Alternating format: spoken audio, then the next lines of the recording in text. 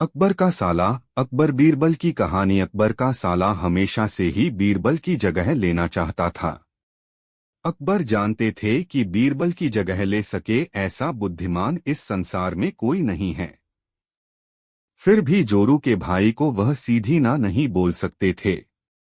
ऐसा करके वह अपनी लाडली बेगम की बेरुखी मोल नहीं लेना चाहते थे। इसीलिए उन्होंने अपने साले साहब को एक कोयले से भरी बोरी दे दी और कहा कि जाओ और इसे हमारे राज्य के सबसे मक्कार और लालची सेठ दमदीलाल को बेचकर दिखाओ। अगर तुम यह काम कर गए तो तुम्हें बीरबल की जगह वजीर बना दूंगा। अकबर की इस अजीब शर्त को सुनकर साला अचंभे में पड़ गया। वह कोयले की बोरी लेकर चला तो गया, पर उसे पता था कि वह सेठ किसी की बातों में नहीं आने वाला। ऊपर से वह उल्टा उसे ही चूना लगा देगा। हुआ भी यही। सेठ दमदीलाल ने कोयले की बोरी के बदले एक ढेला भी देने से इनकार कर दिया। साला अपना सा मुंह लेकर महल वापस लौट आया और अपनी हार स्वीकार कर ली। अब अकबर ने वही काम बीरबल को करने को कहा। बीरबल कुछ सोचे और फिर बोले कि सेठ दमदीलाल जैसे मक्कार और लालची सेठ को यह कोयले की बोरी क्या मैं सिर्फ कोयले का एक टुकड़ा ही 10,000 रुपए में बेच आऊंगा। यह बोलकर वह तुरंत वहां से रवाना हो गए। सबसे पहले उसने एक दर्जी के पास जाकर एक मखमली कुर्ता सिलवाया, हीरे मोती वाली मालाएं गले में डाली, महंगी जूती पहनी और कोयले को बारीक सुरमे जैसा पिसवा लिया। फिर उसने पिसे कोयले को एक सुरमे की छोटी चमकदार डिब्बी में भर लिया।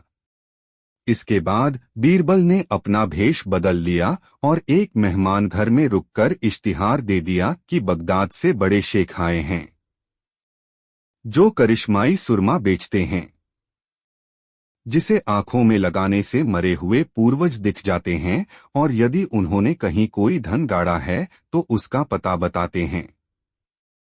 यह बात शहर में आग की तरह फैली।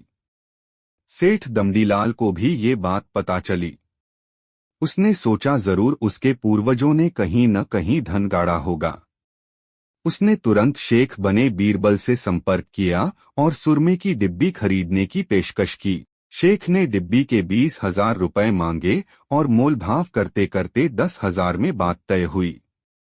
पर सेठ भी होशियार था। उसने कहा मैं अभी तुरंत ये सुरमा लगाऊंगा और अगर मुझे मेरे पूर्वज नहीं दिखे तो मैं पैसे वापस ले लूंगा।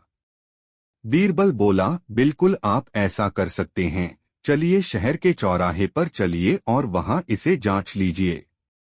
सुरमे का चमत्कार देखने के लिए भीड़ इकट्ठा हो गई। तब बीरबल ने ऊंची आवाज में कहा, ये सेठ अभी ये चमत्कारी सुरमा लगाएंगे और अगर ये उन्हीं की औलाद हैं जिन्हें ये अपना माँ बाप समझते हैं तो इन्हें इनके पूर्वज दिखाई देंगे और गड़े धन के बारे में बताएंगे। लेकिन अगर आपके माँ बाप में से किसी ने भी बेईमानी की होगी और आप उनकी असल औलाद नहीं होंगे तो आपको कुछ भी नहीं दिखेगा। और ऐसा कहते ही बीरबल ने सेठ की आंखों में सुरमा लगा दिया। फिर क्या था, सिर खुजाते हुए सेठ ने आंखें खोली। अब दिखना तो कुछ था नहीं, पर सेठ करे भी तो क्या करे। अपनी इज्जत बचाने के लिए सेठ ने 10,000 बीरबल के हाथ थमा दिए और मुंह फुलाते हुए आगे बढ़ गए। बीरबल फौरन अकबर के पास पहुंचे और रुपए थमाते हुए सारी कहानी सुना दी। अकबर का साला बिना कुछ कहे अपने घर लौट गया और अकबर बीरबल एक दूसरे को देखकर मंद मंद मुस्काने लगे। इस किस्से के बाद फिर कभी अकबर के साले ने बीरबल का स्थान नहीं मांगा। मुख्य पृष्ठ अकबर बीरबल की कहानियां। मुख्य पृष्ठ संपूर्ण हिंदी कहानियां।